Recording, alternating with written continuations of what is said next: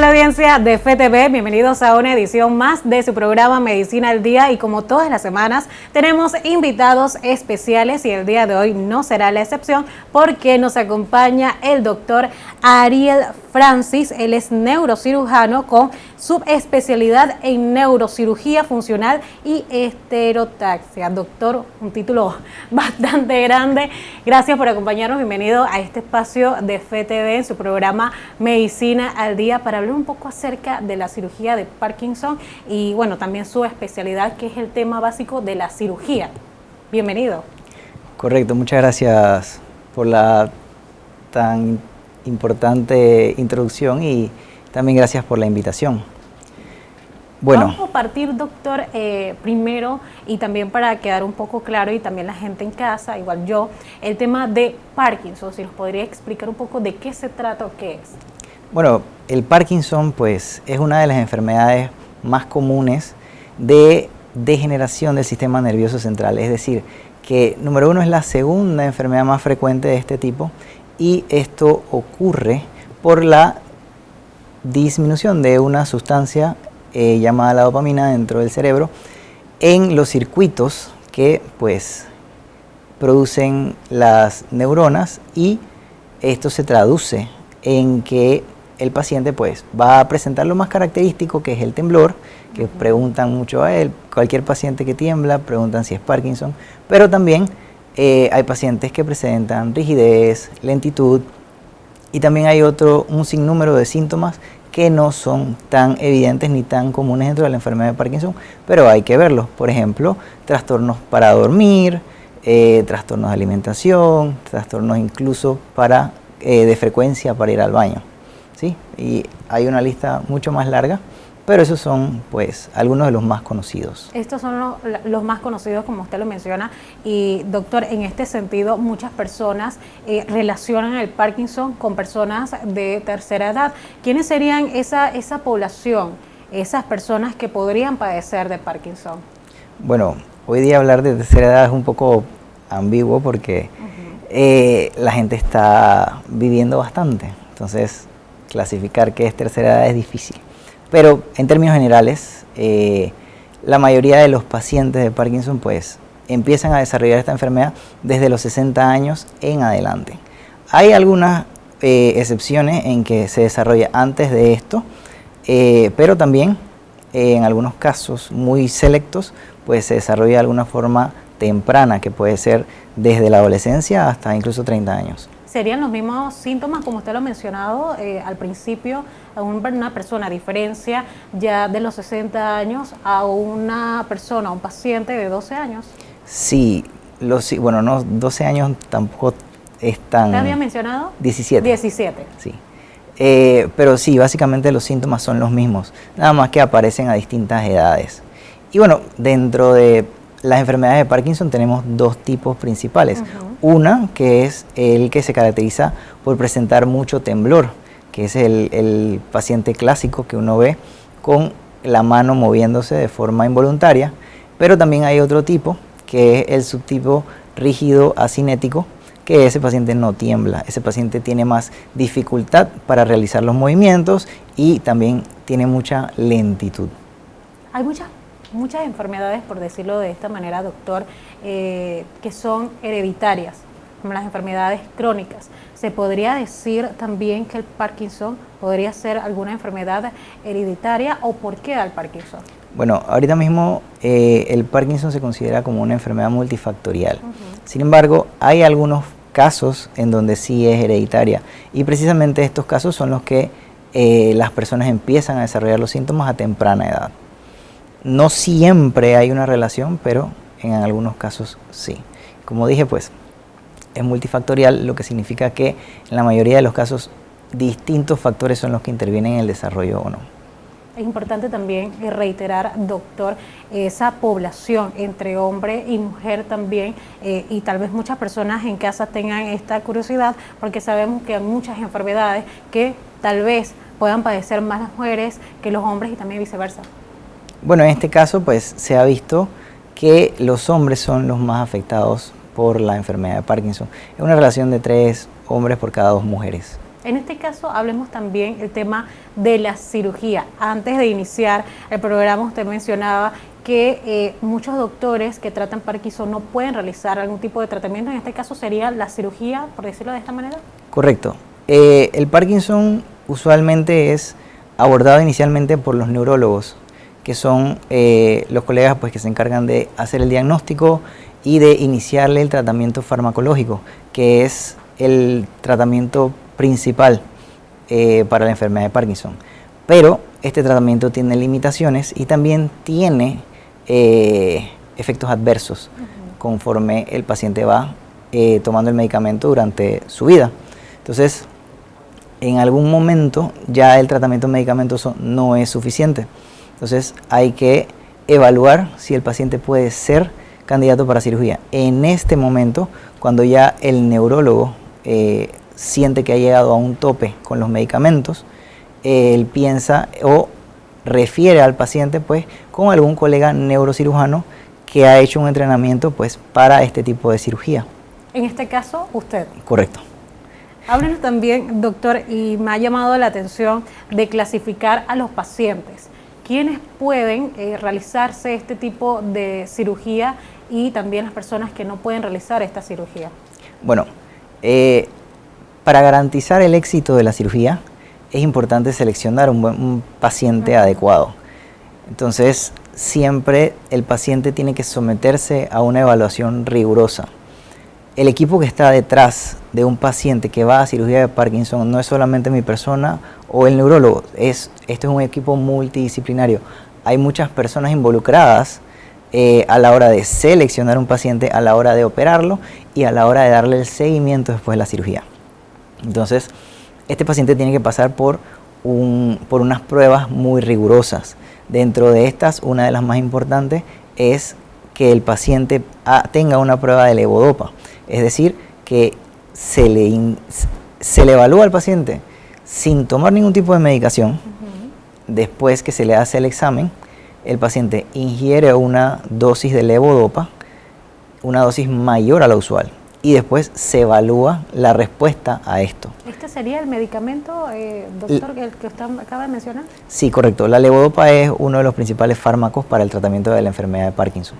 Entonces también es el que nos sirve para ir clasificando a los pacientes si pueden ser o no candidatos para cirugía. Entonces, después de la prueba se espera que este paciente mejore por lo menos un 30% del estado basal, o es decir, cuando estaba sin medicamento. Entonces, esa es una de las pruebas que tiene que pasar. Otra de las pruebas que tiene que pasar el paciente es una evaluación neuropsiquiátrica y una evaluación neuropsicológica. Por ejemplo, el neuropsiquiatra tiene que ver que el paciente no tenga ninguna otra enfermedad psiquiátrica que pueda complicar la cirugía. Entiéndase que el paciente tenga alucinaciones o algún tipo de depresión que no haya sido tratada, algún tipo de manía, ¿sí? Porque algunas de estas enfermedades contraindican el procedimiento. ¿Puede afectar? No solamente puede afectar, puede sacarlo de la lista de candidatos para la cirugía. Y bueno, eso pues es algo que tiene que evaluar el neuropsiquiatra. Sin embargo, aquellos pacientes que tienen depresión, si la depresión está controlada, pueden ser candidatos a cirugía, ¿sí? Después de darse esta evaluación que usted menciona y de detectarse algún paciente con estas circunstancias que ha mencionado como depresión, como lo ha dicho doctor, ¿cuánto tiempo debe pasar para que nuevamente esté en este procedimiento o esta lista de espera para poder realizarse la cirugía? Bueno, si el paciente, todavía me faltó responder una evaluación más que es importante, que es la del neuropsicólogo. El neuropsicólogo se encarga de determinar si el paciente tiene algún tipo de alteración cognitiva o algún tipo de demencia. Si el paciente tiene una demencia leve o una alteración cognitiva leve, pues es candidato para cirugía. O si está normal, pues evidentemente es candidato para cirugía. Pero si ya hay alguna otra alteración, lastimosamente no podemos llevarlo a cirugía. Entonces, si el paciente logra cumplir con los requisitos, de una vez pasa a la lista de candidatos para cirugía. Pero si de repente tiene alguna condición que puede ser tratada, hay que tratarla primero, ya sea que demore 1, 2, 3, 6 meses, y entonces se reevaluará al paciente una vez tratada esa condición para definir si realmente sigue siendo candidato o no a la cirugía. Después que se realiza este tipo de proceso y evaluaciones, doctor, también qué procede después, ya en el momento de la cirugía. Esto me gustaría conocerlo, doctor, después de regresar a un cambio comercial para ahondar un poco más acerca de ese procedimiento después de la evaluación.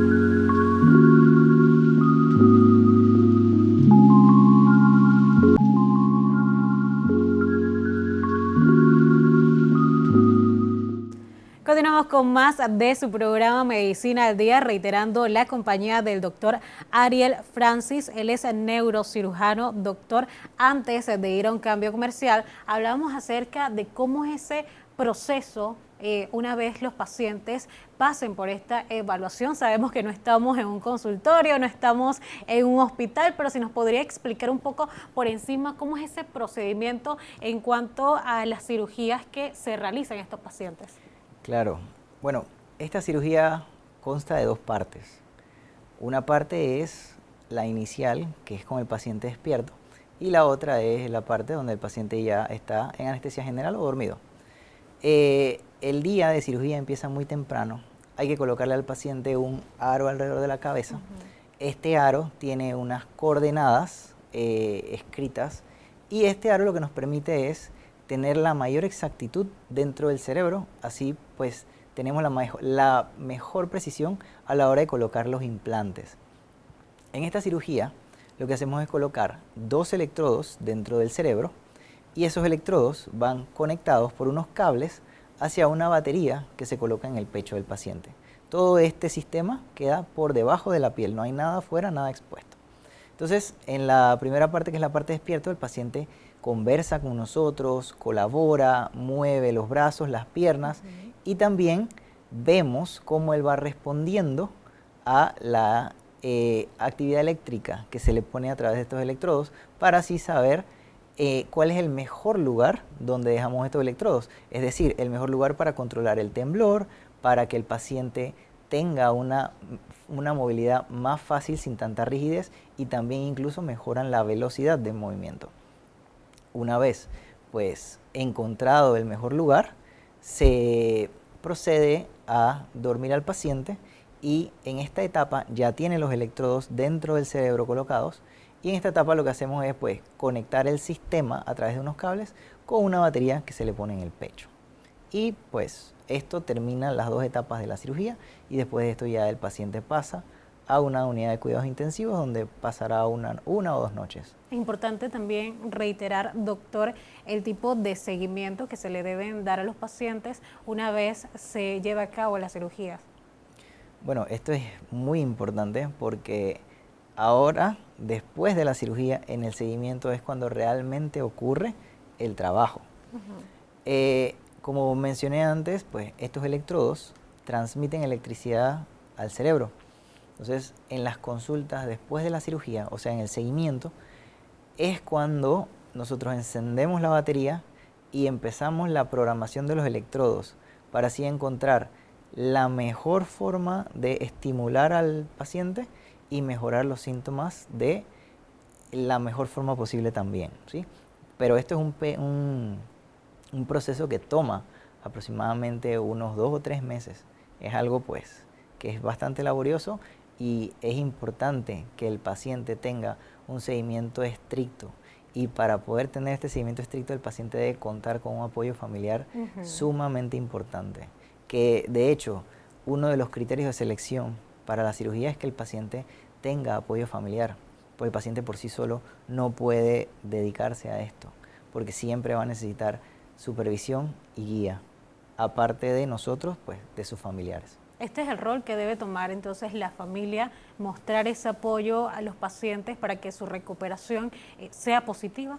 Totalmente, y no solo la recuperación, sino para que la calidad de vida mejore en todos los aspectos, ya que con la cirugía, pues lastimosamente no estamos curando la enfermedad, pero lo que estamos ofreciéndole al paciente es calidad de vida y mejorando sobre todo los síntomas como el temblor, la rigidez y la lentitud, que son los que en el día a día limitan mucho la función o el desempeño de los pacientes en sus actividades regulares.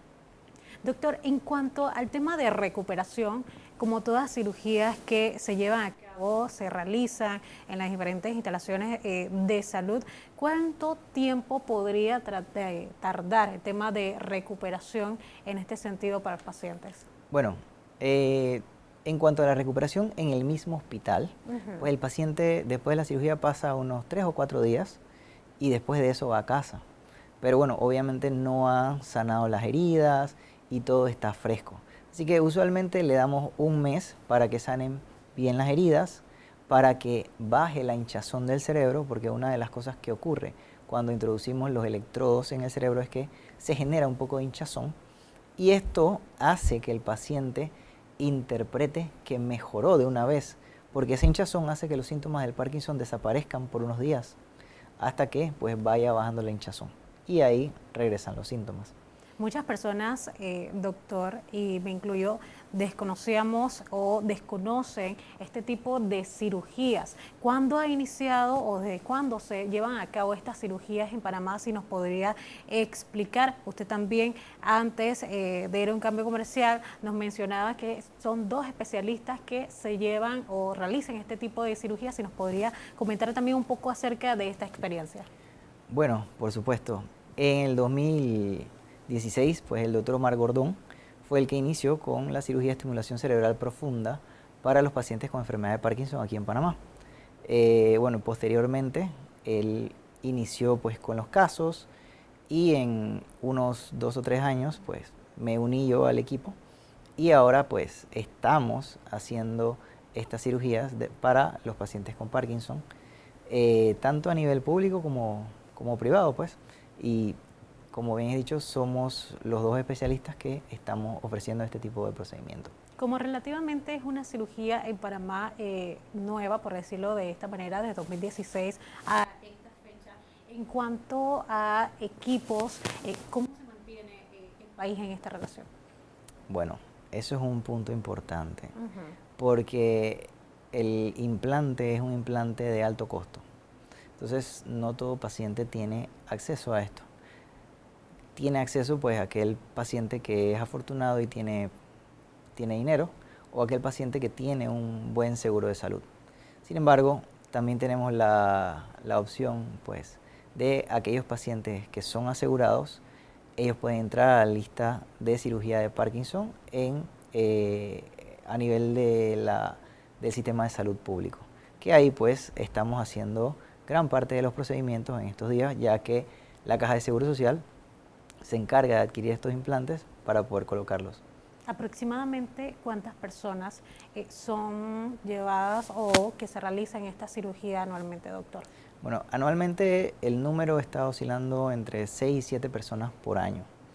Sin embargo, pues nuestra meta es tratar de llegar a operar un paciente por mes. ¿Se podría decir que los casos están aumentando con relación a este tipo de enfermedad? ¿Los casos de cirugía o los casos de enfermedad? Los casos de enfermedad. Sí.